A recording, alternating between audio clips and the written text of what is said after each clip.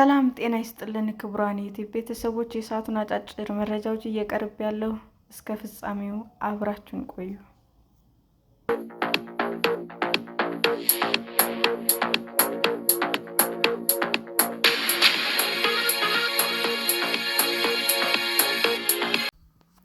ቻይና ድምጧን አጥፍታ የሰው ሰራሽ አስተውሎትን ውድድሩን እየመራች ነው። በየወሩ በመቶ ሚሊዮኖች የሚቆጠሩ ተጠቃሚዎች ፒንተረስት የተባለውን ድረገጽና መተግበሪያ ይጠቀማሉ። ፒንተረስት በሰው ሰራሽ አስተውሎት (አርቲፊሻል ኢንተለጀንስ) በሚሰሩ ምስሎች የተሞላ ሆኗል። ምንም እንኳን ፒንተረስት የአሜሪካ ኩባንያ ይሁን እንጂ ድርጅቱ ከቻይና ኤአይ ሞዴሎች በመጠቀም የተጠቃሚዎችን ፍላጎት ለማሟላት እየሞከረ ነው። ፒንተረስት በኤአይ የሚታገዙ የመግባቢያ እርዳታ ሰጪ አድርገነዋል ይላሉ የኩባንያው ኃላፊ ቢል ሬድ። መቀመጫውን ሳን ፍራንሲስኮ ያደረገው ፒንተረስት የአሜሪካ ኤአይ ኩባንያዎች መጠቀም ይችላሉ። ነገር ግን የቻይናው ዲፕሲክ R1 ሞዴል ባለፈው የአውሮፓውያኑ ዓመት ብቻ ይፋ ከተደረጉ በኋላ የቻይና ኤአይ ቴክኖሎጂ የፒንተረስት አካል መሆን ጀምሯል። ሬዶ የዲፕሲክን መምጣት ሁኔታዎች የቀየረ ነው ይላሉ። ለሁሉም ክፍት እንዲሆን አድርገውታል። በዚህ ምክንያት ሌሎችም የእነሱን ሞዴል ተከትለዋል ይላሉ።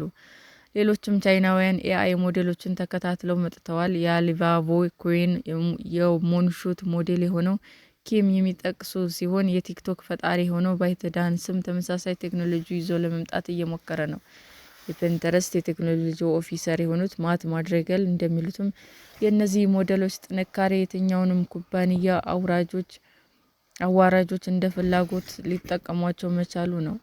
የቻትጂፒቲ ባለቤት የሆነው ኦፕንኤአይ እና ሌሎች የአሜሪካ የሰው ሰራሽ አስተውሎት ኩባንያዎችም ግን ይህንን አገልግሎት በነፃ አይሰጡም። ፈጣንና ርካሽ የቻይና ኤአይ ሞዴሎችን የሚጠቀሙ ፒንተረስት ብቻ አይደሉም።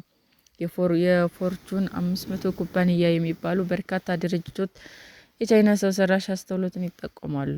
ኤርቢኤንቪ ጥምረት መስራች የሆነው ብራያን ቼስኪ ኩባንያው ለደንበኞች ግንኙነት አገልግሎት የአሊባባው ዊኪ ላይ ጥገኛ እንደሆነ ባለፈው ጥቅምት ለብሉምበርግ ተናግሮ ነበር።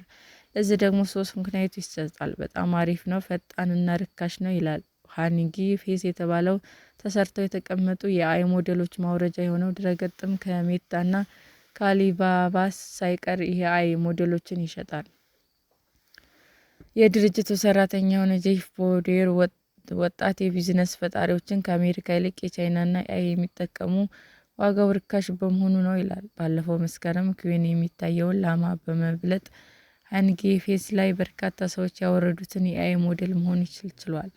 ሜታ ላማ 4 የተባለ ለሁሉም ክፍት የሆነው የኤአይ ሞዴል ባለፈው ዓመት ይፋ ያደረገ ሲሆን በአሊባባ፣ በጉግል እና በኦፕንኤአይ አማካኝነት የሰለጠኑ አዲስ ሞዴል በቅርቡ ለአገልግሎት እንደሚውልም ይጠበቃል።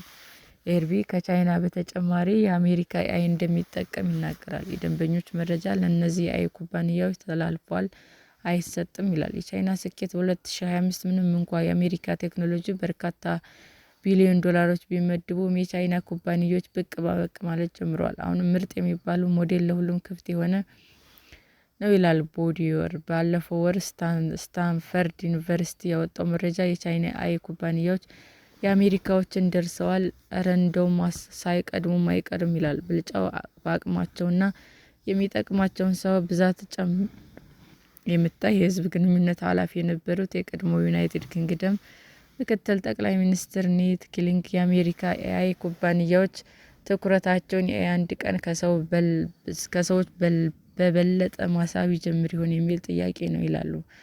የሜታው ባለቤት ማርክ ዛከርበርግ ሱፐር ኢንተለጀንስ ያለው ሀሳብ እውን ለማድረግ ቢሊዮን ዶላሮች እንደሚያፈስ ቃል ገብቷል። ባለሙያዎቹ ይህን የተለጠጠ እቅድ ነው በማለት ቻይና የኦፕን ሶርስ ኤአይ ሜዳውንም እንድትቆጣጠር አስችሏታል ይላሉ። ቻይና የቴክኖሎጂ ውድድሩን ዲሞክራሲያዊ ለማድረግ ብዙ እያደረገች ነው ይላሉ ኒክ። የስታንፈርድ ትንታኔ የቻይና ኩባንያዎች በኦፕን ሶርስ ኤአይ የላቁ የሆኑትን የመንግስት ድጋፍ ስለላዎች ነው ይላሉ። በሌላ በኩል እንደ ኦፕንኤአይ ያሉት የአሜሪካ ኩባንያዎች ገቢ እንዲያመጡና ትርፋማ እንዲሆኑ ጫና ይደርስባቸዋል። ሰላም ጤና ይስጥልኝ ውድ የዩቲዩብ ቤተሰቦቼ እንዴት ናችሁ? አዲስ ጀማሪ ነኝና ሰብስክራይብ ያደረጋችሁ አበረታቱኝ። አመሰግናለሁ።